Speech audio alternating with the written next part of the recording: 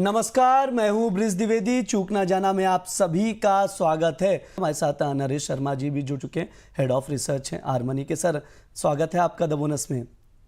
नमस्कार सर।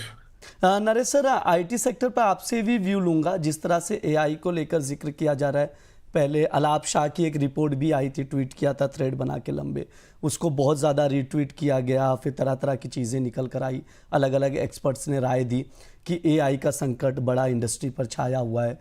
आप कैसे देखते हैं एआई की वजह से आईटी सेक्टर को आगे आने वाले समय पर? देखिए, जैसे डर का माहौल तो है ही है, उसका साफ इम्पैक्ट प्राइस पर दिख रहा है। ग्लोबली भी देखें तो यूएस मार्केट में भी जो टेक स्टॉक है उनमें दबाव देखा गया है। सो अभी थोड़ा डिसरप्शन है और मार्केट में अभी क्लियरिटी नहीं है एआई को लेकर। तो अभी हाल फिलहाल में जो ओवरऑल जो स्ट्रक्चर दिख रहा है प्राइस का और बाकी जो न्यूज़ दिख रही है उससे दबाव ही दिख रहा है। भले ही प्राइसेस काफ़ी नीचे आ गए, पर अभी प्राइस ने उस तरह से सपोर्ट नहीं लिया है। जब मुझे तो लगता है कि जब तक टेक्निकली कुछ एविडेंस ना मिले तो अभी इस सेक्टर को फिलहाल के लिए अभी अवॉइड करना चाहिए। प्राइसेस काफ़ी नीचे हैं, दबाव और गहरा सकता है। जब तक ये प्राइसेस 31,000 हाल फिलहाल में 31,000 से जो इंडेक्स का लेवल है 31,000 से ऊपर नहीं आ रहे हैं, अभी ओवरऑल मुझे दबाव ही दिख रहा है। ठीक है, ये सर का व्यू है आईटी सेक्टर को लेकर। दबाव ही दिख रहा है ओवरऑल। ये नरेश सर की राय है। नरेश सर, आपके पास आऊँगा। जियो फाइनेंशियल सर्विसेज को लेकर अपडेट आया है। सब्सिडरी जियो क्रेडिट लिमिटेड में 2,000 करोड़ का निवेश करेगी, ये खबर है। कैसे देखते हैं सर जियो फाइनेंशियल सर्विसेज को? 256 का भाव पर क्लोजिंग दिया है सर। जी, देखिए हालिया में वैसे तो अभी जैसे मार्केट रिएक्शन दे रहा है, थोड़ा वीक ही लग रहा है। लेकिन अभी फिलहाल जो लेवल जो दिख रहे हैं इसमें, तो हाल फिलहाल में अगर जो भी न्यूज़ आई है इसमें उसको देखते हुए भी मुझे लग रहा है हाल फिलहाल में 250 का इम्पोर्टेंट सपोर्ट है। अगर शॉर्ट टर्म में देख रहे हैं तो 250 से जब तक नीचे नहीं है आज या एक दो दिन के लिए, यहाँ से कुछ बाउंसेस देख सकते हैं। लॉन्ग टर्म क्लियरिटी अभी जब तक इंपॉर्टेंट मूविंग एवरेजेस से प्राइस ऊपर नहीं आ रहे हैं, नहीं लग रहा है ज़्यादा स्ट्रॉन्ग। 300 से ऊपर जब टिकेगा, जब कुछ जाके आगे की क्लियरिटी आएगी। फिलहाल प्राइस में 250 का इंपॉर्टेंट सपोर्ट है। शॉर्ट टर्म में भी अगर आप देखें तो यहाँ से कुछ बाउंस देखने को मिल सकती है। ठीक है, ये सर की राय है। नरेश सर, आपके पास आऊँगा। हम लोग बीच बीच में सवाल भी लेते रहेंगे। यहाँ पर रामचंद्र जी का सवाल आ रहा है। Good morning sir. Rico Auto Industries पर आपसे राय जानना चाह रहे हैं। बाय करके रखा है उन्होंने ये शेयर 127 पर। अभी पूछ रहे हैं स्टॉप लॉस क्या लगाया जाए और टारगेट क्या लेके चलूं? देखिए, रिको इंडस्ट्री काफ़ी अच्छा पैटर्न बना हुआ है और इम्पॉर्टेंट मूविंग एवरेजेस से बार बार बाउंस ले रहा है। प्राइस स्ट्रक्चर ओवरऑल पॉजिटिव दिख रहा है। हाल फिलहाल में अगर आपका पोजीशन है या फ्रेश में पोजीशन लेना चाह रहे हैं तो 120 का स्टॉप लॉस लेके आप बने रहिए। मुझे 140 के आसपास, 145 के आसपास ये दिखता है नियर टर्म में। तो 120 का स्टॉप लॉस लेके आप बने रहिए और ओवरऑल स्ट्रक्चर पॉजिटिव दिख रहा है। ओवरऑल स्ट्रक्चर जो है पॉजिटिव नजर आ रहा है। ये नरेश सर की राय है। पुनः नरेश सर, आपके पास आऊंगा। आपकी ओर से भी कोई टॉपिक में है? हाँ, मेरे को लगता है, देखिए फार्मा इंडेक्स कल एक अच्छा मूव दिया है और जब भी है ना मार्केट में कोई अनसर्टेनिटी होती है तो कहीं ना कहीं फार्मा में थोड़ा आउट परफॉर्मिंग दिखता है।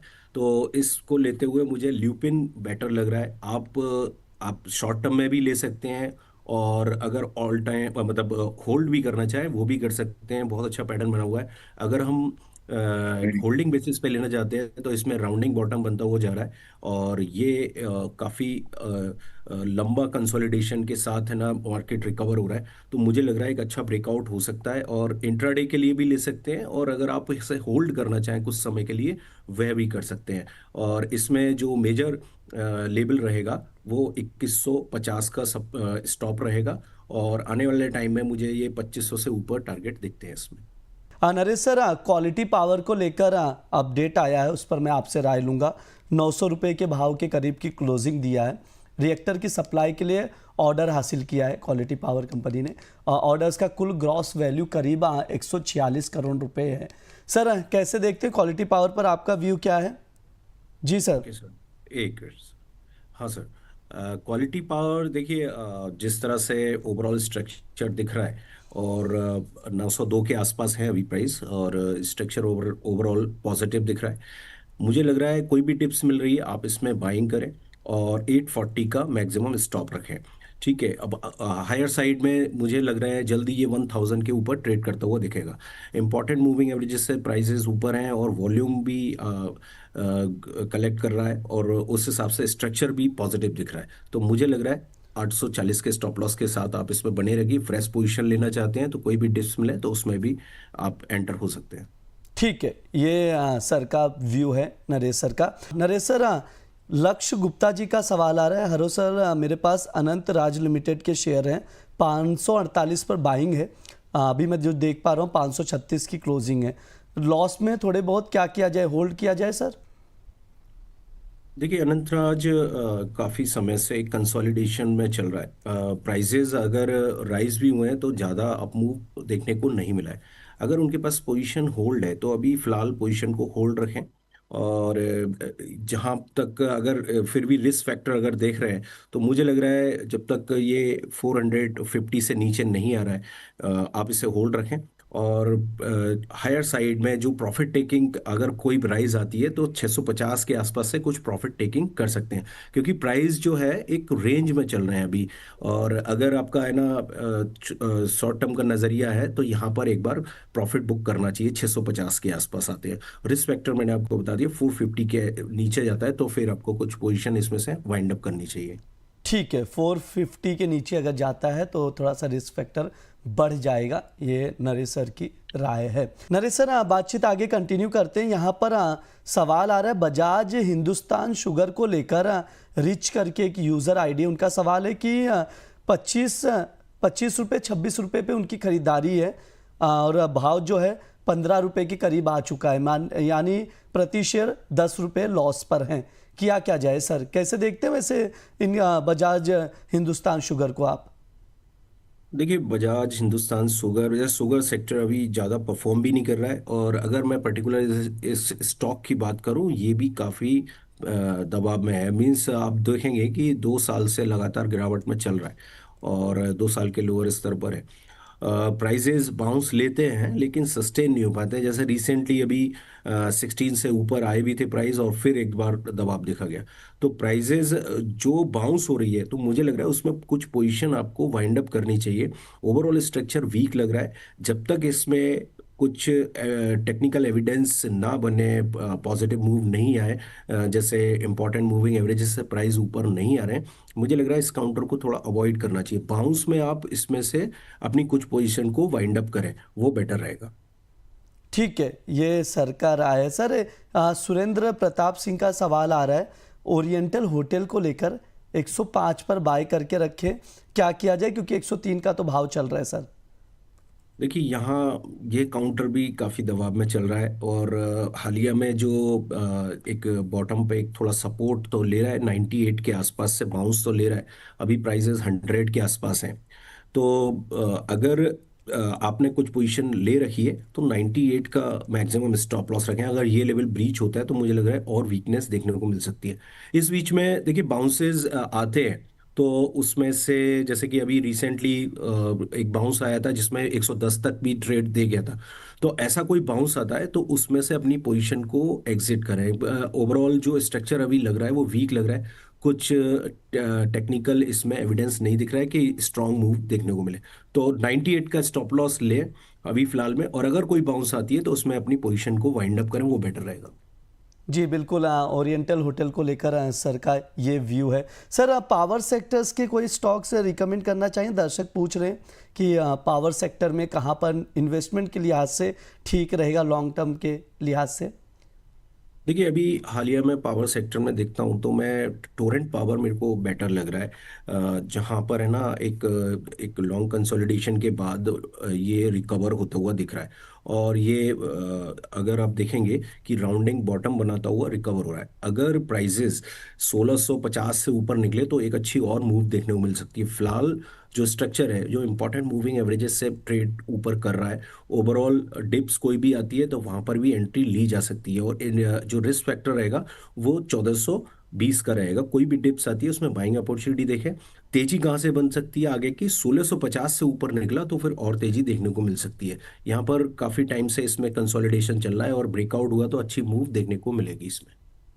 सर एक चीज़ आपसे समझना चाहेंगे, आज जो है जीडीपी और आईआईपी के डेटा भी है, कैसे देखेंगे इसको और मार्केट के लिए क्या रिएक्शन मिल सकता है सर? देखिए जीडीपी के आंकड़े जैसे जो एक्चुअल रिलीज होंगे वो तो देखा जाएगा, लेकिन इससे पहले हमने जीडीपी के आंकड़े देखे, बेटर ही होते हुए आए हैं और मार्केट में उस तरह का गेन अभी भी देखने को नहीं मिल रहा है।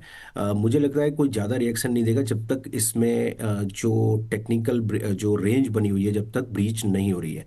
अगर मैं बात करूं निफ्टी की, तो निफ्टी जो एक दायरे में ट्रेड कर रही है जो कि 25,720 और 25,320, ये दायरा काफ़ी टाइट रेंज में चल रहा है।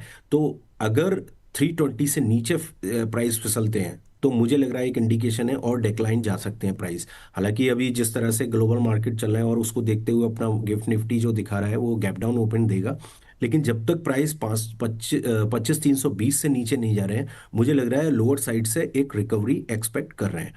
स्ट्रांग मूव जब भी है जब तक 25,720 से ऊपर प्राइस नहीं निकल रहे हैं। तो फिलहाल जो मुझे लग रहा है एक दायरे में रहेगा। आज भले ही शाम को आएंगे, मार्केट आवर के बाद आएंगे जीडीपी के आंकड़े और आईआईपी के आंकड़े, तो उसका रिएक्शन हमें मंडे को देखने को मिलेगा। तो मुझे लग रहा है आज भी मार्केट एक दायरे में रह सकता है। ठीक है सर, भारतीय एयरटेल को लेकर सवाल आ रहा है सुनील कुमार का कि मैंने 2000 के ऊपर के भाव पर खरीदारी करके रखी है और 1934 का भाव चल रहा है, मतलब क्लोजिंग भाव बता रहा हूँ सर, किया क्या जाए? 30 शेयर है उनके पास, पूछ रहे हैं एवरेज करूँ क्या? देखिए ये काउंटर ऐसा है, हालांकि टेक्निकली अभी कोई एविडेंस नहीं बन रहा है इसमें बाइंग का, लगातार दबाव में देखा जा रहा है और अभी 2 दिन पहले ही यहाँ पर 200 डीएमए से ब्रेकडाउन लिया है। प्राइस स्ट्रक्चर अभी थोड़ा सा वीकनेस दिखा रहा है, लेकिन एक लेवल है 1850। अगर आपने कुछ पोजीशन होल्ड कर रखी है सपोज, तो आप मैक्सिमम 1850 का स्टॉप लॉस रखें। फिलहाल जो टेक्निकल अगर कॉल की बात करें तो वीकनेस ही लग रही है। 1850 से अगर ब्रेकडाउन लिया तो और वीक हो सकता है, लेकिन अगर आपने सपोज होल्डिंग बेसिस पे ले रखा है और लॉन्ग टर्म व्यू है आपका, तो आप इसमें होल्ड कर सकते हैं और स्टैगर्ड वे में फिर अगर नीचे से कुछ टेक्निकल एविडेंस दिखते हैं, पॉजिटिव मूव दिखता है तो वहां पर एंट्री रख सकते हैं। लेकिन शॉर्ट टर्म में अगर जो प्राइस एक्शन दिखा रहा है वो वीक दिखा रहा है मुझे, और प्रिकॉशनरी आप 1850 का मैक्सिमम स्टॉप लॉस रखें अगर आपकी पास बाइंग पोजीशन है। स्ट्रांग मूव कहाँ से देखने को मिलेगा? अगर ये 1985 से ऊपर चलने लगेगा तो फिर इसमें स्ट्रांग मूव आ सकता है। ठीक है, ये सर का व्यू है भारतीय एयरटेल को, और तमाम स्टॉक्स भी रिकमेंड किए गए हैं सर की ओर से टॉप पिक में, और लेवल्स बताए गए निफ्टी का जिन पर नज़र रख सकते हैं। सर समय भी हो चुका है, डिस्क्लेमर दे दीजिए। हाँ सर, देखिए मैंने जो भी इस स्टॉक्स पर डिस्कशन किया है उसमें मेरी पर्सनल कोई पोजीशन नहीं है। हो सकता है मैंने क्लाइंट को रिकमेंडेशन दी हो इसमें। बाकी आप अगर कोई मेरे व्यूज से कोई इन्वेस्टमेंट कर रहा है तो वो अपने फाइनेंशियल एडवाइजर से जरूर कंसल्ट करें। जी सर, बहुत बहुत शुक्रिया सर आज की चर्चा में जुड़ने के लिए। Thank you sir.